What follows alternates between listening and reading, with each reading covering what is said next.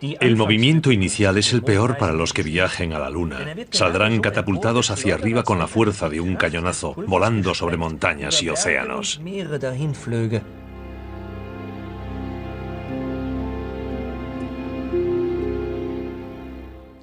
La galaxia no es más que un cúmulo infinito de estrellas. A cualquier parte que se oriente el telescopio, de inmediato se ve una enorme cantidad de estrellas. Kepler y Galileo, dos confidentes, investigadores y rivales que vivieron hace más de 400 años, en una época en que la ciencia moderna aún estaba en pañales. La Plaza de los Milagros de Pisa estaba en 1583 igual que en la actualidad. Pisa, famosa en toda Europa por tener una de las universidades más antiguas y famosas, era una ciudad estudiantil en una época en la que no se distinguía entre la ciencia, la filosofía y la religión.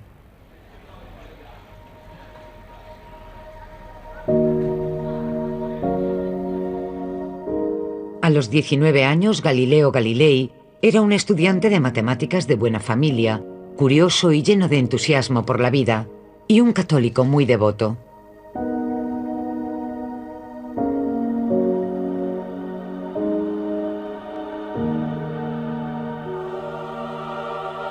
No obstante, un día su curiosidad innata lo distrajo de sus oraciones. Vio que la lámpara suspendida del techo de la catedral se movía. ¿Pero por qué? Se preguntó si podría calcularse el balanceo. Galileo investigó sobre este tema. Sus descubrimientos llevaron a las leyes del péndulo, que forman parte de la base fundamental de la mecánica moderna. Su familia creía que no ganaría dinero con descubrimientos como ese. Cuando las finanzas de su padre fueron a menos, le ordenó a su hijo que dejase Pisa y volviese a Florencia. Al mismo tiempo, a 700 kilómetros al norte, Johannes Kepler, 9 años menor que Galileo, todavía iba al colegio. No se llevaba bien con sus compañeros del internado protestante de Tubinga. La desconfianza y los chismorreos estaban a la orden del día. Las entradas del diario de Kepler son claras. Sufrí muchísimo y casi morí de pena.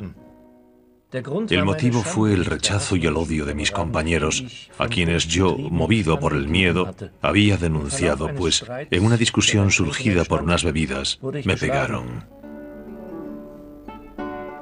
Kepler no encajaba allí. El motivo se remonta a la niñez. Su padre había abandonado a la familia y se alistó como soldado raso. A los que había dejado atrás no solo les acarreó vergüenza, sino también grandes privaciones. El temor a la pobreza perseguiría a Kepler toda su vida. Pese a todos esos problemas, acabó el colegio y en 1588 empezó a estudiar teología en la Universidad de Tubinga. Allí, su profesor Michael Mestlin le presentó las enseñanzas de Copérnico por primera vez. Empezó a sospechar que el Sol no tenía por qué girar en torno a la Tierra.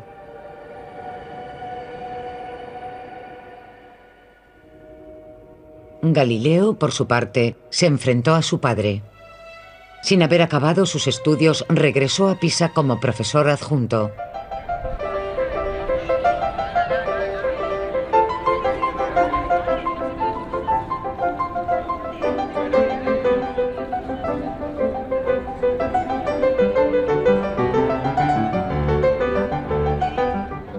Aún hoy, la torre inclinada de Pisa hace que la gente realice los experimentos más extraños. Para Galileo, también la observación y los experimentos eran más importantes que la simple repetición e interpretación del saber antiguo.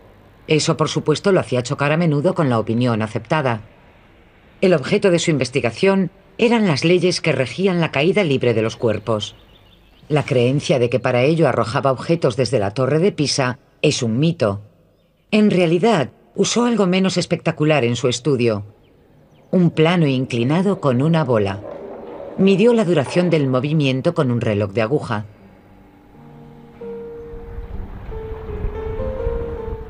Galileo tenía problemas con la parafernalia escolástica. En un poema satírico se quejó sobre el uniforme obligatorio, la toga, porque ni siquiera permitía que los profesores fuesen a los burdeles con discreción, haciendo que dependiesen de la masturbación. Aunque igual de pecaminosa, era mucho menos satisfactoria, afirmó. También estaba lleno de deudas. Tras la muerte de su padre pasó a ser responsable de toda la familia, económicamente también. Cuando quedó un puesto libre en la Universidad de Padua, lo aceptó de inmediato, porque su sueldo allí sería bastante mayor.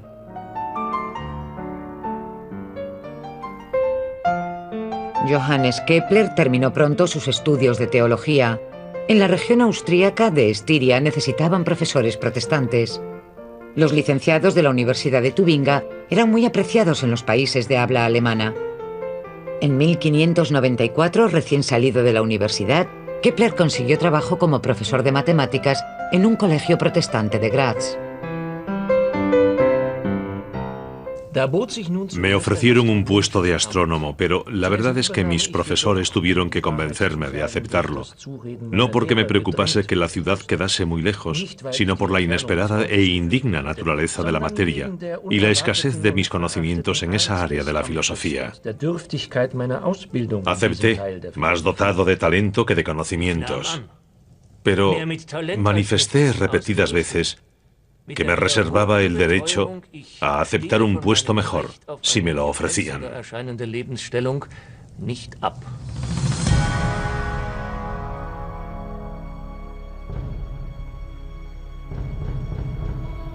Lo que Kepler no sabía era que Graz era el centro de una guerra religiosa, que aunque local no era menos feroz.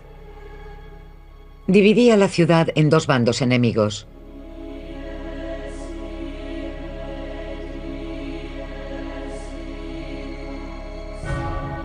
En uno estaban los católicos de Augsburgo, en el castillo de Graz, con una institución educativa justo enfrente, la Universidad Antigua.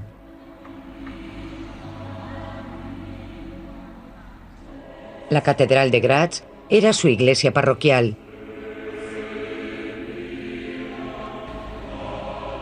En el otro bando estaban los caballeros protestantes, con artesanos, mercaderes y el alcalde como aliados. Su institución educativa era la escuela universitaria, cuyos muros de cimentación aún forman un lateral de la antigua plaza conocida como Paradieshof. Como matemático en la escuela protestante, Kepler ganaba menos que un simple artesano. Tampoco era un profesor de talento. Tras un año, ni un solo alumno de matemáticas apareció por su clase. Por eso tuvo que recurrir a dar otras asignaturas también. Pero el empleo le dejaba suficiente tiempo para su investigación teórica sobre el universo. Cálculos que no había dejado desde su primer contacto con las enseñanzas de Copérnico. La Iglesia apoyaba la concepción del mundo enunciada por Ptolomeo. En el siglo II después de Cristo, el astrónomo griego situó la Tierra en el centro del universo, orbitada por los planetas del sistema solar e incluso por el propio Sol. Pero después de 1543, una nueva teoría hizo que el modelo de Ptolomeo resultase más dudoso.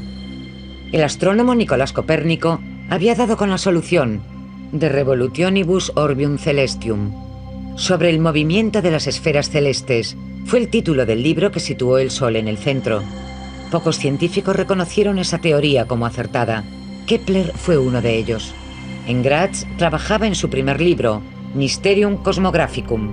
Como matemático creía en una lógica estética del mundo. Una bonita teoría, pero por desgracia incorrecta, pues suponía que las órbitas planetarias eran circulares. Le envió su trabajo al astrónomo más famoso de la época, Tycho Brahe, para su evaluación. Su respuesta le demuestra que no ha quedado muy impresionado.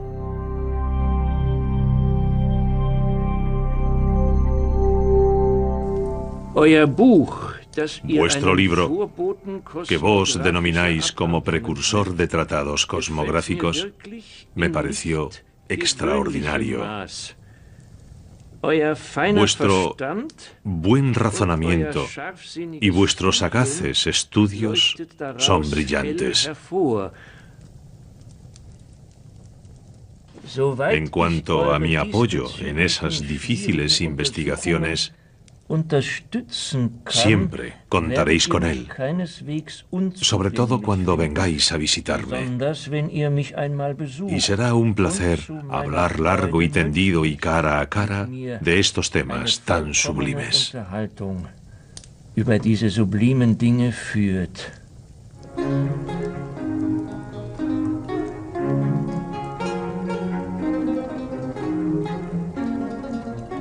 Kepler envió otros 2 ejemplares del libro a la famosa Universidad de Padua, que estaba controlada por Venecia y se beneficiaba de su riqueza.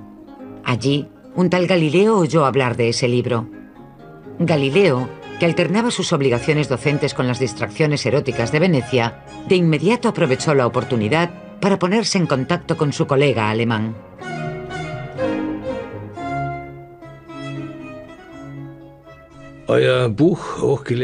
Vuestro libro, doctor señor, que me llegó a través de Paulus Amberger, lo recibí no hace días, sino hace unas horas.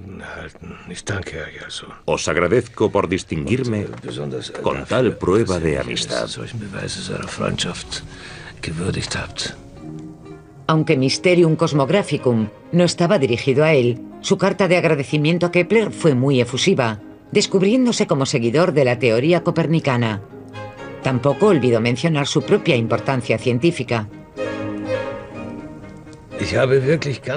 Soy muy afortunado de tener un hombre tal como compañero en la búsqueda de la verdad y también como amigo en la propia verdad.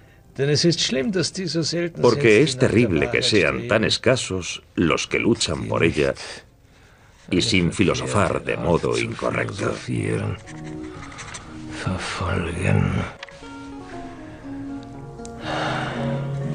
En aquel momento Galileo aún no había publicado nada, aparte de un provechoso manual de instrucciones para una brújula militar.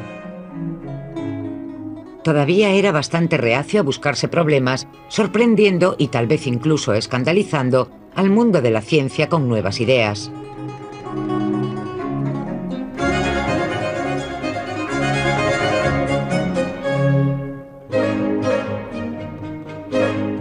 Tímida y un poco mansamente le confesó lo siguiente a su colega alemán. Me desanima el destino de Copérnico, que es nuestro maestro. Adquirió fama inmortal entre unos pocos, pero muchos se mofan de él y lo ridiculizan, porque abundan los necios en el mundo. Me atrevería a hacer públicas mis ideas si hubiese más personas con vuestra actitud. Pero como no es así, no lo haré.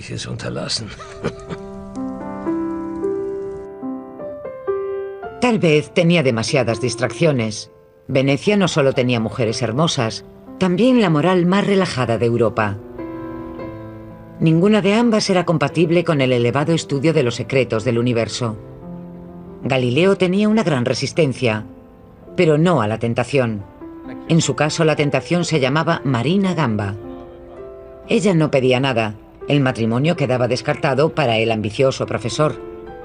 Marina Gamba procedía de un entorno pobre, así que no podía aportar una dote, y habría estorbado los planes de Galileo de acceder a los círculos sociales más selectos. Pese a todo, de esa unión nacieron 3 hijos. La puritana Graz era un caso totalmente distinto. Una relación como la que Galileo mantenía en Italia habría sido inconcebible aquí. Kepler lo estaba pasando mal. El objeto de su afecto se llamaba Barbara Müller, una joven viuda de una familia burguesa. Bárbara aportó una hija adolescente al matrimonio y mucho dinero.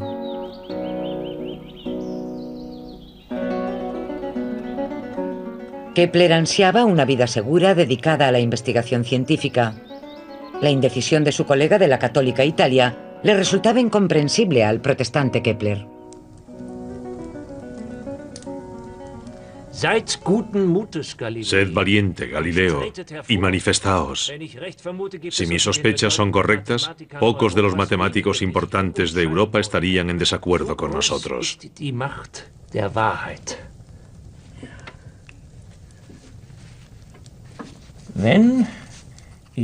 Ese es el gran poder de la verdad.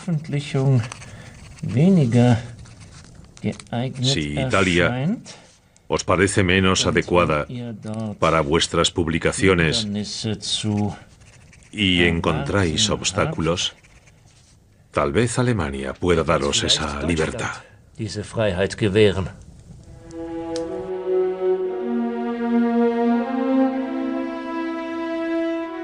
La invitación de Kepler provocó aún más dudas en Galileo, dudas que duraron 13 años. El ingenuo alemán evidentemente no tenía ni idea de lo que le importaba a Galileo. El poder de la verdad le traía sin cuidado. Le preocupaba su carrera. Galileo era totalmente distinto a Kepler, por lo que podemos deducir, y existen bastantes pruebas. Galileo era arrogante, a veces incluso altivo, alentado por su gran perspicacia. Se distinguía por cierto esnobismo y orgullo nacional. Al contrario que Kepler, era muy reservado y nunca se comprometía mucho en sus cartas. Era como si no reconociese a aquel alemán como su igual.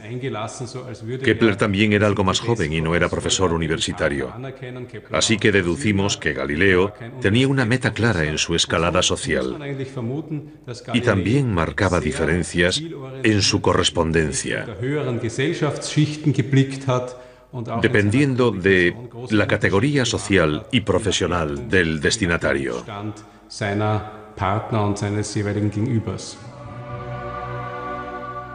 La luz de la verdad siempre está contaminada por la política. La Contrarreforma no hizo excepciones con la ciencia. Johannes Kepler recibió un ultimátum: o bien se convertía al catolicismo o abandonaba Graz. Pero, ¿qué sería entonces de la fortuna de su mujer? Por motivos económicos se pasó meses sopesando si no sería más fácil convertirse.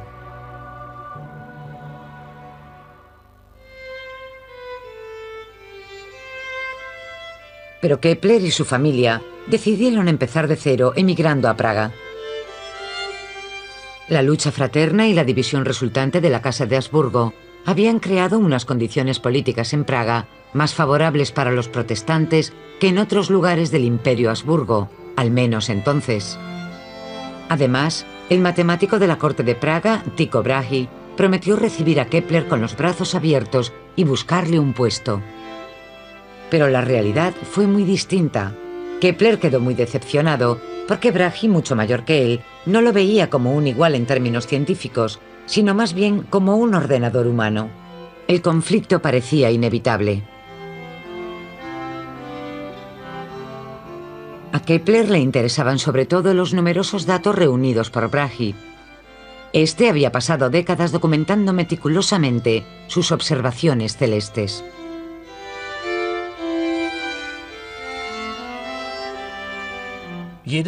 Cada uno de sus instrumentos cuesta más que toda mi fortuna familiar. Es un hombre rico, pero, como la mayoría de los ricos, no sabe darle buen uso a su dinero. Por eso era tan importante apartarlo de sus posesiones. Y con toda modestia, he contribuido a ello. Conseguí que publicase sus datos sin condiciones, todos ellos. La envidia muy bien pudo contribuir al veredicto de Kepler sobre su famoso colega. Tycho Brahe de inmediato le dio a su nuevo ordenador la tarea más difícil, la órbita de Marte.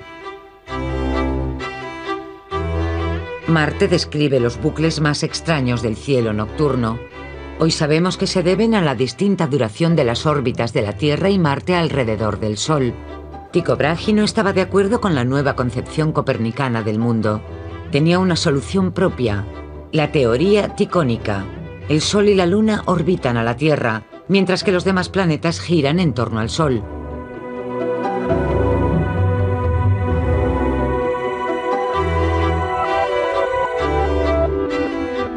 Entonces el conflicto entre Kepler y Brahe fue casi inevitable, y no solo por su distinta interpretación del universo. Discutían sin parar. Al principio Kepler intentaba evitarlo, pero luego se le hizo imposible seguir jugando al ayudante fiel. Así lo veía Tycho Brahe, igual que al resto de su familia. Tycho Brahe los utilizaba sin parar, a sus ayudantes, a sus hijas, a sus yernos, incluso a su esposa, para realizar observaciones.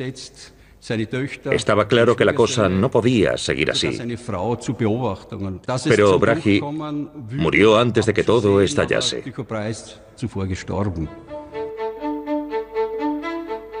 En 1601, un año después de la llegada de Kepler a Praga, Tycho Brahe murió de repente. El emperador Rodolfo II nombró a Kepler sucesor de Brahe.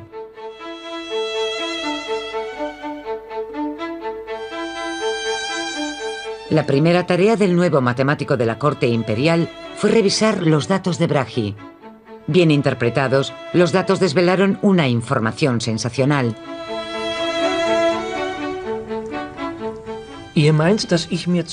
¿Creen que primero reflexiono sobre una hipótesis antigua, luego la adorno como me place y solo entonces paso a demostrar mis observaciones?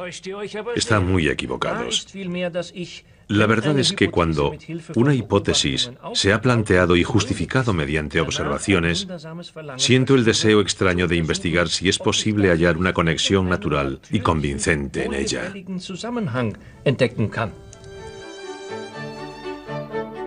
Los datos de observación de Brahe, combinados con las interpretaciones de Kepler, se convirtieron en la base de la astronomía moderna. Kepler halló sentido a las interminables hileras de números en las tablas, la irregularidad de solo 8 minutos de arco en las coordenadas de la órbita de Marte obsesionaron al maestro matemático. La órbita de Marte no podía ser un círculo perfecto. El círculo excéntrico era la solución al problema, una órbita elíptica. Se había hallado la primera ley de Kepler del movimiento planetario. Los planetas se mueven en elipses, con el Sol en uno de sus focos. Poco después, los datos sobre ubicación y duración de las observaciones de Brahe llevaron a Kepler a la segunda ley del movimiento planetario. Dice que la línea que une un planeta con el Sol barre áreas iguales durante intervalos iguales de tiempo. Si el mismo segmento de tiempo se enmarca en toda la órbita, las áreas triangulares que se crean tienen siempre el mismo tamaño. Kepler publicó esas dos leyes en su Astronomía Nova, Nueva Astronomía, en 1609. Esa obra tuvo un carácter revolucionario. Se podía deducir del título secundario de Astronomía Nova, que era Física Celestis, es decir, física celeste. Trataba de la física celeste fundamental y eso fue lo revolucionario. Kepler intentó investigar lo que podía ver, transformó la astronomía de ciencia puramente matemática, computacional y descriptiva en otra que proporcionaba respuestas fundamentales. Es el camino que se sigue desde hace 400 años y que se aplica a todas las áreas del universo.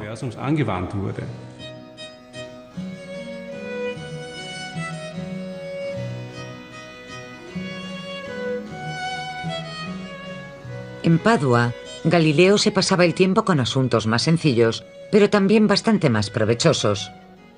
Eran investigaciones encargadas para la industria armamentística veneciana, que avanzaban a toda máquina.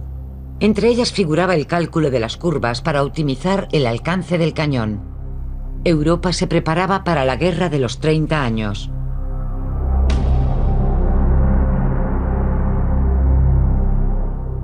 Los signos celestes también parecían anunciar una tormenta. Cuando una supernova apareció en el cielo sobre Praga, Kepler no sospechó los extraordinarios datos que la observación de la estrella proporcionaría. En 1604, de pronto surgió una nueva estrella, como Kepler la denominó, en el cielo, en la constelación de Ofiuco, o portador de la serpiente. Pudo verse durante varios meses, pero luego fue perdiendo brillo y de pronto dejó de verse. Lo peor fue que Kepler, sin usar nada más que observaciones trigonométricas, demostró que tenía que estar más lejos que la Luna. De haber estado tan cerca como la Luna o más, se habría visto un desplazamiento angular durante las observaciones en distintas ocasiones. Se había demostrado que se producían cambios en el mundo de las estrellas fijas. Ahora interpretamos eso como estallidos de estrellas, de los que aún existen restos. La demostración de que esos cambios ocurrían hizo que la gente comprendiese que todo el cosmos estaba vivo, por así decirlo.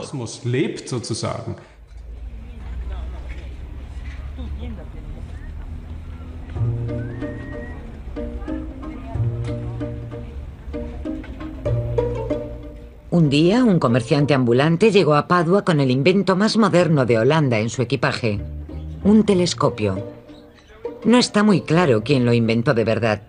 El holandés Hans Lippershey había registrado la patente 10 meses antes. Fue el primero en fabricar un telescopio auténtico.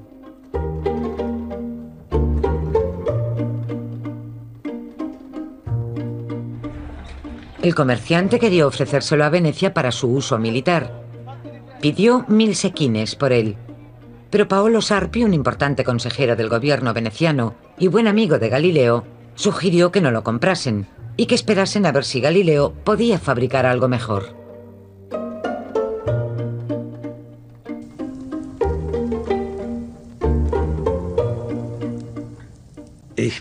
Primero, preparé un tubo de plomo. En cada extremo fijé una lente. Ambas eran planas por un lado. Una de ellas era convexa por el otro lado y la otra lente era cóncava. Miré por el lado cóncavo y vi objetos muy grandes y cercanos. Parecían 3 veces más cerca y 9 veces mayores que observados a simple vista. Después hice un instrumento más preciso, que agrandaba los objetos 60 veces.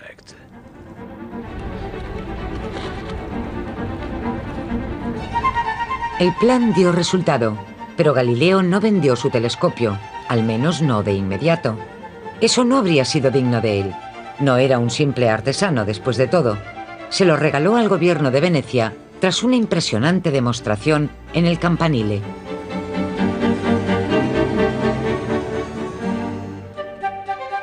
La ciudad le devolvió el favor. A Galileo le concedieron una cátedra vitalicia en la Universidad de Padua y su salario se duplicó.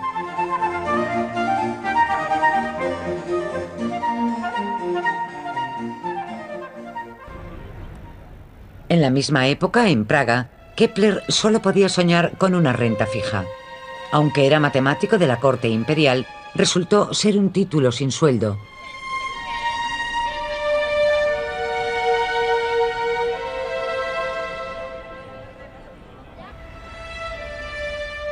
Para llamar la atención del emperador, Kepler le dedicó Astronomía Nova, con esperanza de recibir al fin el salario prometido.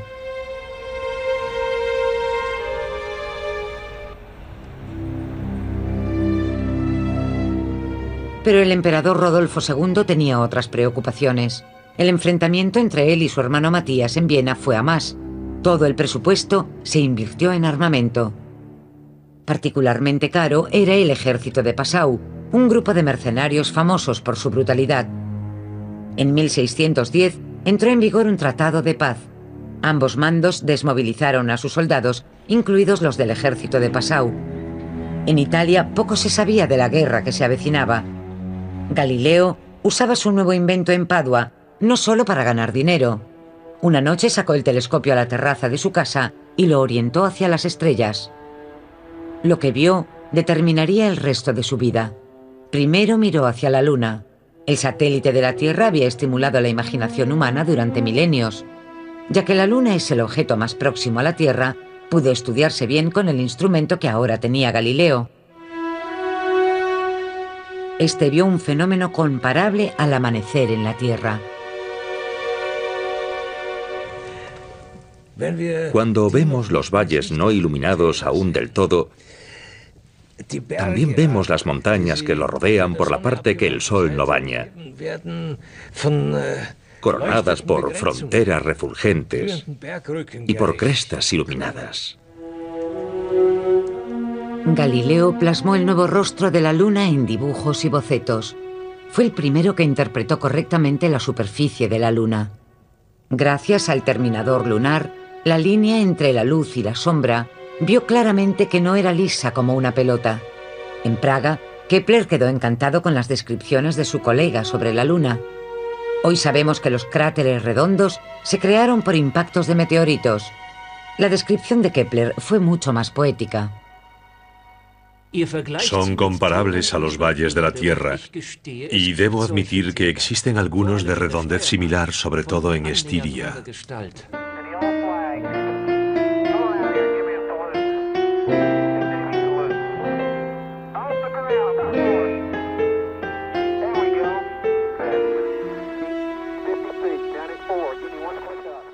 Galileo no fue el primero en observar el cielo con un telescopio, pero parece que fue el primero que interpretó correctamente lo que vio, y siguió perfeccionando el telescopio mediante constantes pruebas.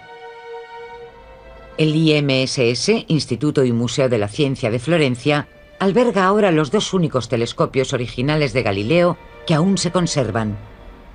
El personal del museo lo sabe todo sobre el secreto y el éxito científico del telescopio de Galileo.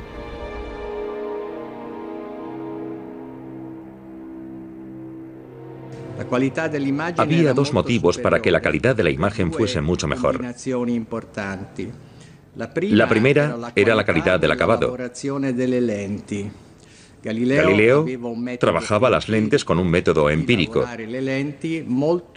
que era mucho más preciso que los métodos de los otros fabricantes de telescopios de entonces. La segunda razón era la calidad del cristal. Galileo pudo emplear un cristal muy transparente y también puro. Este cristal procedía de los hornos de Murano. Galileo daba clases en Padua y estaba con frecuencia en Venecia. Era amigo de los fabricantes de cristal de Murano y pudo conseguir un material cuya pureza garantizaba mucha más precisión. Yo he tenido la oportunidad de mirar por uno de los telescopios hechos por Galileo. Cuando cogemos un instrumento de ese tipo creemos que no veremos nada, pero sí que se ve. Para corregir los problemas de imagen, Galileo inventó una abertura para hacer la superficie de la lente menos esférica y como consecuencia redujo la aberración cromática. Con todo, ese dispositivo también tenía consecuencias negativas. Limitaba muchísimo el campo de visión. Solo podía ver una tercera o una cuarta parte de la luna cada vez. Tenía que memorizar la sección y luego observar la siguiente para plasmarlas todas en papel. Durante las innumerables noches tras el telescopio, Galileo descubrió 4 nuevos cuerpos celestes, las lunas de Júpiter. Su decisión de bautizarlas como planetas medicianos, en honor a los Medici, la familia aristocrática más poderosa de Italia, fue tan modesta como calculada. Con ello, Galileo halagó al joven príncipe Cosme II, antiguo alumno suyo, y esperaba conseguir un nuevo puesto más lucrativo en Florencia, ciudad de origen de los Medici. Asimismo, su posición social en la corte de Florencia sería más relevante que la de un simple profesor en Padua. Su amante, Marina Gamba, se interponía en esos planes, así que la abandonó junto con sus hijos, cuando los Medici le ofrecieron un puesto en su corte de Florencia en 1610. Su hijo se quedó con su madre al principio, y Galileo internó a sus 2 hijas en el convento de San Mateo, cerca de Florencia, donde pasarían el resto de su vida. La hija mayor era ahora la hermana María Celeste. De todos sus hijos, ella era la favorita, y Galileo mantuvo contacto estrecho con ella hasta que ella murió. Galileo se entregó cada vez más a la ciencia. Publicó El Mensajero Sideral. En esa obra, Galileo dio una descripción detallada de los nuevos cuerpos celestes. La ciencia sufrió un vuelco completo. Los Medici, a quienes Galileo había dedicado la obra, se mostraron escépticos por temor a que el descubrimiento bautizado en su honor acabara ridiculizándolos. Entonces el italiano recibió la ayuda de una carta de su colega alemán. Ahora, ingenioso Galileo, voy a darle a vuestro esfuerzo incansable el elogio que merece. Habéis dejado todas las reservas aparte y habéis permitido que vuestros ojos investiguen sin vacilar, ahuyentando todos los espectros de la ignorancia. Por la contundencia de vuestras pruebas, reconozco la increíble delicadeza de la sustancia celeste. Himmlischen Substanz. De niño, Kepler había sufrido la viruela y desde entonces padecía miopía aguda. Como no tenía un telescopio propio, le pidió uno a Galileo. Kepler quería estudiar el principio matemático del telescopio y tal vez incluso mejorarlo.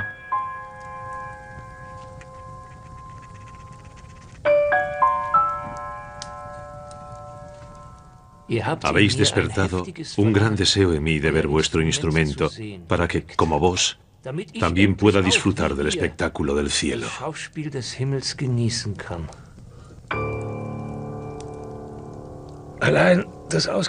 El telescopio que yo mismo uso ni siquiera es mío ya.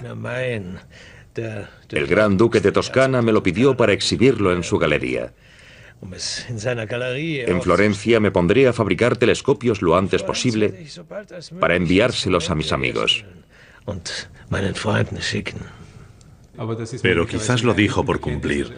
Galileo quería tener los derechos exclusivos y estar por encima de los demás, eso por un lado. Por otro dijo que no podía darle su telescopio porque era del gran duque. Si de verdad le dijo eso o no, es una cuestión diferente. Galileo quería el telescopio para él solo y no quería cedérselo a otros. Desde luego que pensaba en sus rivales. Galileo siempre guardaba con celo sus descubrimientos. El telescopio era suyo. Lo había creado para sí mismo y para el gobierno de Venecia, pero era creación suya, así que se lo reservó para sí.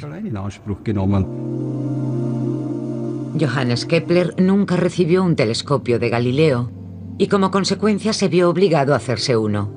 Aunque el suyo no alcanzó la calidad de imagen del de Galileo, Kepler calculó los principios ópticos del telescopio astronómico, sentando las bases de la observación espacial moderna. En vez de un telescopio, Galileo le envió a su colega frases misteriosas y juegos de palabras. He aquí un anagrama sobre una importante observación que contiene una buena prueba de la construcción del mundo en consonancia con Pitágoras y Copérnico. Haec immatura a me jam frustra leguntur. O ipsilum.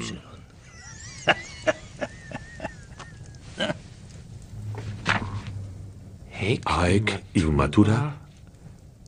El enigma en el que Galileo ocultó su mensaje volvió loco a Kepler. Tras 8 intentos de resolverlo, se rindió. Venus imita las fases de la luna. Primero vi Venus como un círculo perfecto, luego como un semicírculo, y después en forma de hoz, alejándose del Sol. Esos fabulosos datos son prueba fehaciente de que Venus se mueve alrededor del Sol. Vos y los demás copernicanos podéis estar orgullosos de haberlo deducido correctamente. Al norte de los Alpes, Europa tenía diferentes preocupaciones. Mientras Galileo le enviaba misteriosos enigmas que resolver, el mundo de Kepler en Praga se derrumbaba a su alrededor. Tras haber estado desmovilizado, el famoso ejército de Passau marchó sobre Praga y atacó a la población civil con inconcebible crueldad. La guerra y la peste llenaron la ciudad de cadáveres. El hijo de Kepler murió de viruela. Kepler quiso poner a salvo a su mujer y a su familia y solicitó un puesto de matemático en la ciudad austríaca de Linz. Pero ya era tarde para su esposa. Bárbara Kepler murió antes del traslado. Perdí a mi esposa, y el esfuerzo que hice sobre todo por su recuperación fue en vano. Conmocionada por la crueldad de los soldados y las escenas de lucha sangrienta en la ciudad, atormentada por la falta de esperanza de un futuro mejor para colmar su sufrimiento, contrajo la fiebre húngara. Todo lo que Kepler pudo hacer fue refugiarse en su trabajo. La correspondencia con su colega italiano dejó de entusiasmarlo. Kepler se había hartado y por carta le pidió a Galileo un descanso.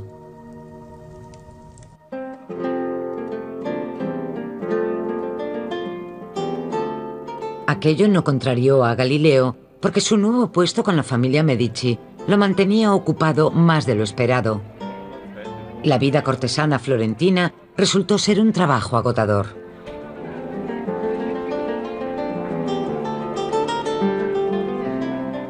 Los debates científicos y las batallas oratorias estaban muy de moda, así que Galileo consideraba necesario no solo tener una opinión sobre todos los aspectos de la vida humana, sino también defenderla científicamente. ¿Para qué si no tenía la familia Medici un famoso científico en casa?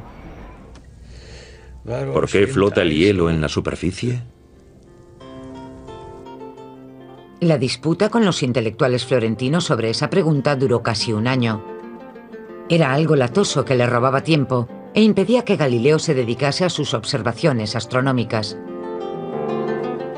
Pese a ello, realizó un descubrimiento sensacional del que informó a Kepler en 1612. Creo que os agradará saber que al fin he calculado la duración de las órbitas de las lunas de Júpiter y he elaborado tablas para mostrarlas. El Sol... Han pasado unos 15 meses o más desde que observé por primera vez manchas oscuras en el Sol. En verano, cuando estuve en Roma, se las mostré a algunos prelados y otros. Se formularon y publicaron varias opiniones al respecto, pero todas se alejan mucho de la verdad. Su descubrimiento de las manchas solares tuvo dos consecuencias principales. Una cambió el modo de ver el mundo y la otra fue de carácter práctico. Cambió el modo de ver el mundo porque resultó que el Sol no era inmaculado como se había creído durante siglos. No era un cuerpo divino, un ser divino. Era solo un cuerpo en el que aparecían manchas y desaparecían de nuevo. La consecuencia práctica fue algo extraordinario. Las manchas le dieron al Sol una referencia que rotaba con el propio astro, permitiendo que los científicos calculasen cuánto tardaba el Sol en girar sobre su propio eje. Fue un descubrimiento revolucionario. Ese descubrimiento de Galileo solo le llegó a Kepler después de bastante tiempo, puesto que ya se había trasladado de Praga a Linz. Aquí en Linz no contamos con servicio postal y los mensajeros se muestran hostiles hacia los intelectuales. Para Kepler, los resultados de su colega italiano parecían ir perdiendo cada vez más importancia. Kepler trabajaba de nuevo como profesor en un colegio religioso. Era un puesto como el que había desempeñado en Graz. Fue un paso atrás en su carrera, pero su vida privada era lo principal. Kepler se casó de nuevo, pero solo tras estar indeciso durante mucho tiempo entre 11 candidatas. ¿Fue designio divino o flaqueza moral mía que en los 2 años pasados o más mi mente explorase tantas posibilidades y yo haya buscado tantas posibles parejas, cada una tan diferente de otra? Si fue designio divino, ¿qué propósito se ocultaba tras las personas y sus actos? Llevaba la vida contemplativa de un estudioso de provincias con un empleo seguro, para quien ningún problema, por muy trivial que fuese, era pequeño. Él, el hombre que había medido el cosmos, se inspiró en los comerciantes de vinos del Danubio para calcular matemáticamente el volumen de los barriles de vino. Por algún motivo desconfiaba del método de medición de Linz. El vendedor llegó con una vara de medir como único instrumento. No tuvo en cuenta la diferencia de los barriles, ignoró sus formas y no hizo cálculos. Introdujo la vara de hierro en ángulo en el orificio del barril lleno, hasta llegar al extremo inferior de los 2 laterales circulares. El resultado científico de esa desconfianza se publicó de inmediato. La Nova Estereometria fue una de las 23 publicaciones de Kepler en sus 14 años de estancia en Linz.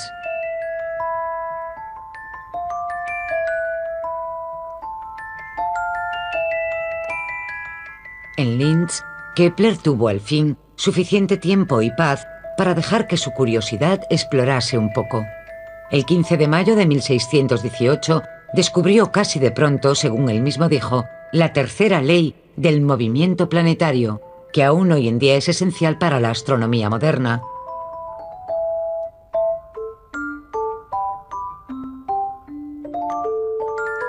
El cuadrado de las órbitas planetarias es exactamente proporcional al cubo de los ejes semiprincipales de sus órbitas. Suena mucho más complicado de lo que es. Simplificando, significa que cuanto más alejado el planeta del Sol, más lento se mueve. A los pocos días de su descubrimiento, el 23 de mayo de 1618, Europa se sumió en el caos. La defenestración de Praga desencadenó la Guerra de los 30 años. Fernando de Austria respondió y comenzó la persecución de los protestantes. Linz fue ocupada por tropas bávaras católicas. Kepler recibió la noticia de que habían detenido a su madre e iban a juzgarla por brujería.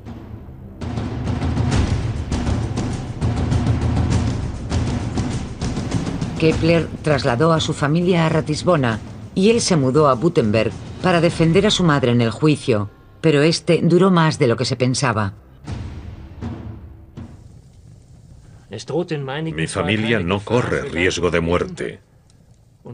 Y la nube sobre nuestra reputación se disipará gracias a la luz de la verdad. Pero se lleva la poca fortuna que tenemos y el juicio aún no ha terminado. Aunque la madre de Kepler no fue torturada, amenazaron con hacerlo y se lo describieron con detalle, pero no confesó nada. Como no pudo probarse delito alguno, la dejaron en libertad en octubre de 1621. No la absolvieron. Eso le habría salido demasiado caro al gobierno local. Solo la dejaron libre en secreto. Kepler protestó porque quería recuperar las costas. Había gastado mucho en el juicio y quería que absolviesen oficialmente a su madre. En ese caso podría haber reclamado su dinero, pero no fue posible. La madre de Kepler murió 6 meses después.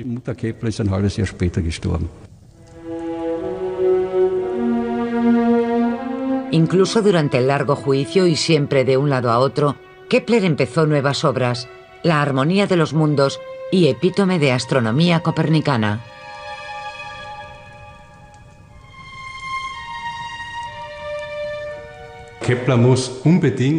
Kepler era adicto al trabajo y trabajaba incluso en las peores condiciones, yendo en carruaje y en plena noche, cuando se le presentaba una oportunidad. Solo así se explica que produjese una obra tan extensa. Un científico común actual no lograría elaborar una 10ª parte de esa obra en tales condiciones.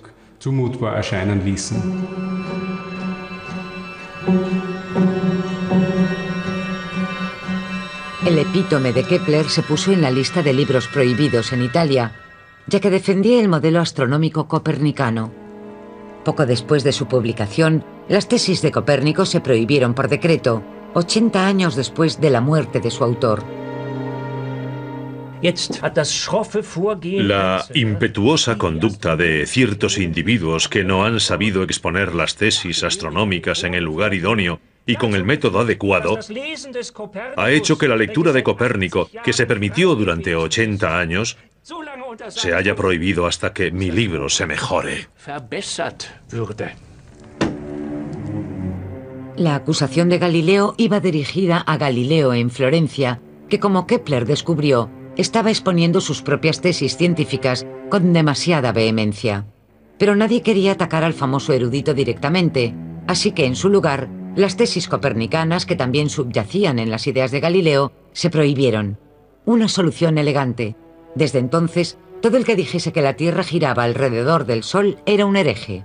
Problema resuelto.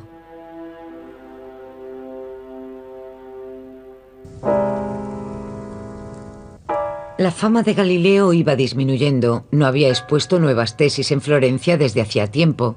Sus adversarios iban ganando fuerza y poder.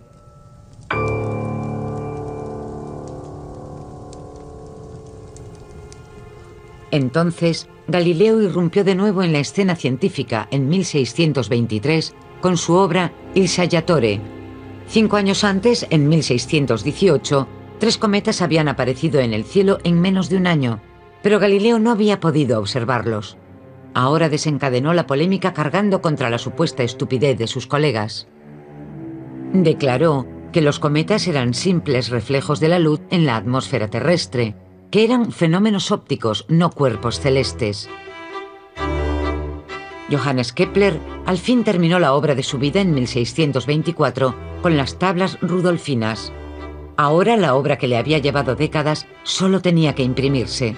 Kepler quería publicarla en Linz, pero una revolución campesina puso fin a ese plan. Para protegerse a sí mismo, a su familia y a su obra, Kepler huyó de nuevo. Una vez más llevó a su familia a Ratisbona. Él siguió viaje en busca de dinero y una imprenta. Las tablas rudolfianas fueron la obra de su vida, porque fue la primera vez que logró aplicar la tesis de la elíptica a sus leyes planetarias en las efemérides. En otras palabras, predijo las posiciones planetarias, que era lo que le interesaba al público. Todos pedían más exactitud sobre las posiciones planetarias, y pudo lograrse por primera vez con las tablas rudolfinas basadas en las leyes del movimiento planetario. El interés público tenía motivos prácticos. Las posiciones planetarias eran necesarias para la creación de los horóscopos. Cuanto más preciso el cálculo sobre las posiciones, más exacta la predicción del futuro. En la misma época, Galileo creía que al fin había llegado a la cumbre. Sobreestimando en gran medida su propio talento, pisó terreno resbaladizo al negar la veracidad del modelo astronómico de Ptolomeo. Con esa herejía desafió públicamente a la Iglesia. Galileo intentó disfrazar sus ideas revolucionarias como un diálogo ficticio sobre las dos concepciones principales del mundo. Esperaba que así la Inquisición no tendría nada que atacar, pero se equivocó. El diálogo se convertiría en su obra principal y contribuyó tanto a su fama como a su caída. Kepler no hallaba modo de publicar sus tablas rudolfinas. Entonces intervino Wallenstein. El comandante en jefe del emperador era tan supersticioso como triunfador y daba mucha importancia a los horóscopos. Por tanto, valoró la obra de Kepler y le prometió un buen salario anual, más la imprenta de su castillo de Zagán. Kepler aceptó el ofrecimiento, aunque consideraba a Wallenstein un patrocinador poco de fiar.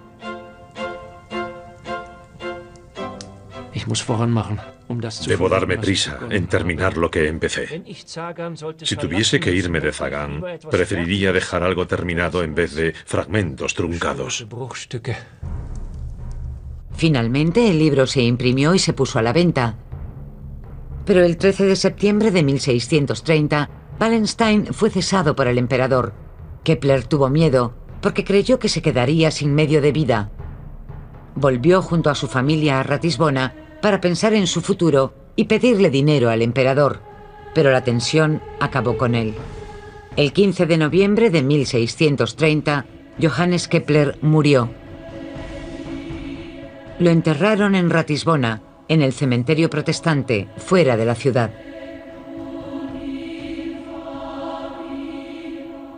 Medí los cielos. Ahora mido la profundidad de la tierra. Mi mente miró hacia el cielo. Ahora mi cuerpo terrenal descansa aquí. Galileo estaba contento. En 1631 alquiló una villa en Arcetri, en las colinas cercanas a Florencia.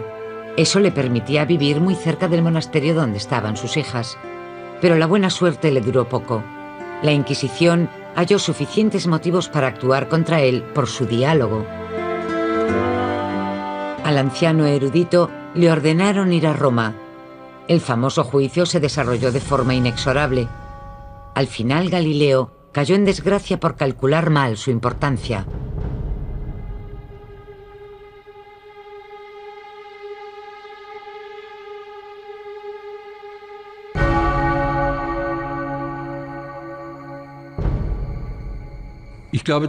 Creo que Galileo siempre se sobreestimó a sí mismo.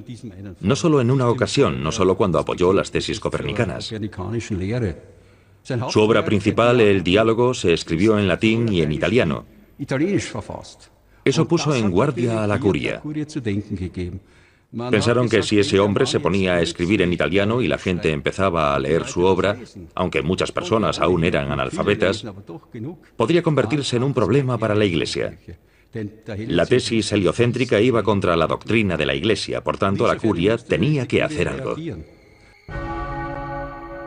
La curia reaccionó. Galileo se vio obligado a retractarse de sus teorías. Hundido, regresó a Arcetri desde Roma en 1633. La casa que había alquilado ahora fue su destierro, su prisión, y le prohibieron trabajar. Pero le esperaba algo peor aún. Fue el golpe definitivo.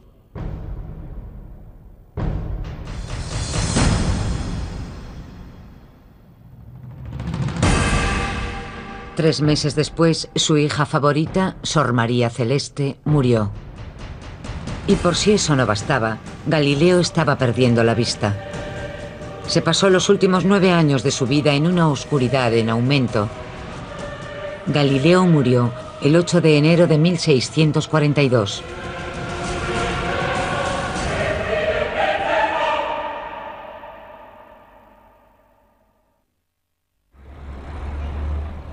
Pasados 90 años, en 1736, los restos mortales de Galileo fueron trasladados a la Santa Croce de Florencia, a una tumba construida ex professo para él. Otros 100 años después, en 1835, el diálogo se retiró de la lista de los libros prohibidos. En 1992, Galileo fue rehabilitado oficialmente por el Papa Juan Pablo II. Debe medirse lo que es mensurable, y lo que no lo es debe hacerse mensurable. No se ha encontrado el lugar exacto del enterramiento de Kepler. El cementerio a las afueras de Ratisbona donde lo enterraron ya no existe. En su sitio, ahora hay un hostal para estudiantes. Todo lo que queda es un nombre. Dadme barcos con velas adecuadas para el vuelo celeste. Pero, ¿quién vivirá en esos mundos si realmente están habitados? ¿Somos nosotros o ellos los amos del universo? ¿Y se hizo todo esto para el hombre? Obra de su vida, porque fue la primera vez que logró aplicar la tesis de la elíptica a sus leyes planetarias en las efemérides. En otras palabras, predijo las posiciones planetarias, que era lo que le interesaba al público. Todos pedían más exactitud sobre las posiciones planetarias, y pudo lograrse por primera vez con las tablas rudolfinas basadas en las leyes del movimiento planetario. El interés público tenía motivos prácticos. Las posiciones planetarias eran necesarias para la creación de los horóscopos. Cuanto más preciso el cálculo sobre las posiciones, más exacta la predicción del futuro. En la misma época, Galileo creía que al fin había llegado a la cumbre. Sobreestimando en gran medida su propio talento, pisó terreno resbaladizo al negar la veracidad del modelo astronómico de Ptolomeo. Con esa herejía desafió públicamente a la Iglesia. Galileo intentó disfrazar sus ideas revolucionarias como un diálogo ficticio sobre las dos concepciones principales del mundo. Esperaba que así la Inquisición no tendría nada que atacar, pero se equivocó. El diálogo se convertiría en su obra principal y contribuyó tanto a su fama como a su caída.